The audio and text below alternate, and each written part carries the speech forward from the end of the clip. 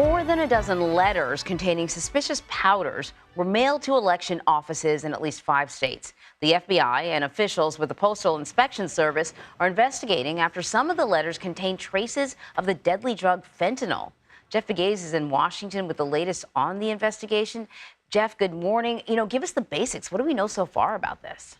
Well, we know that these letters have been mailed to several election facilities across the country. There are several of these letters containing fentanyl. The good thing here is that no one who has come in contact with it, it seems, has been injured or sickened by the fentanyl.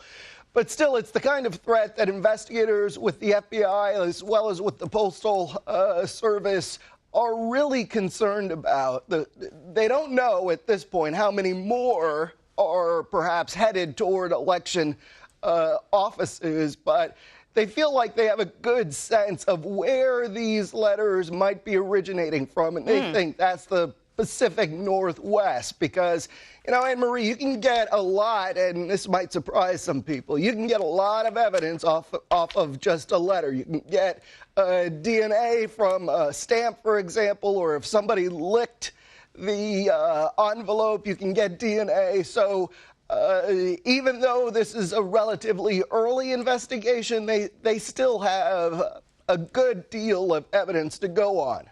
So we know that 5 states, right? California, Georgia, Nevada, Oregon, and Washington.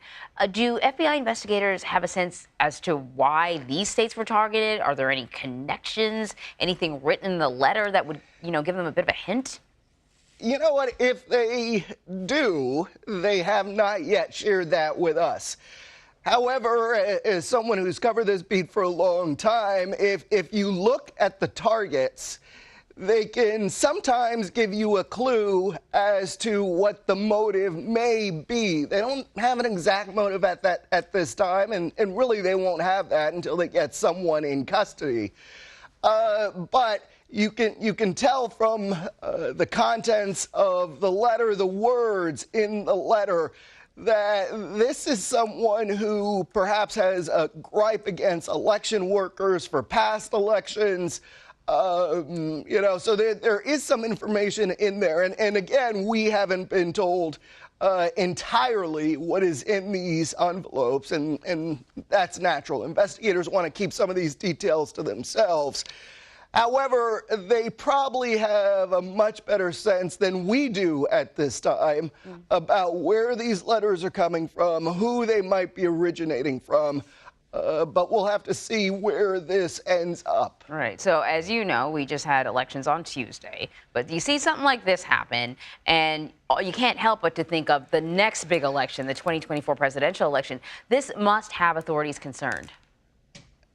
Yeah. And, they've been concerned about threats to elections really since 2020, in part because of the efforts to overturn the election results.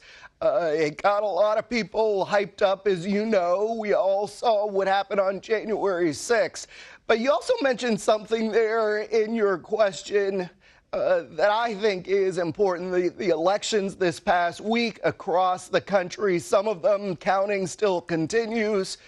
So what I've heard from investigators over and over and over again over the years is that timing matters. Timing matters. And so the fact that these letters were mailed out this week, it's not a coincidence. Someone who is behind this, the timing matters to those people as election workers in some states and some precincts across the country are still counting votes.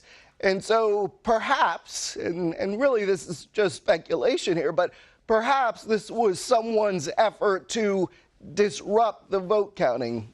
I don't know that for sure, but the timing here matters. Yeah, it certainly does, Jeff. Jeff Pegues, thank you very much.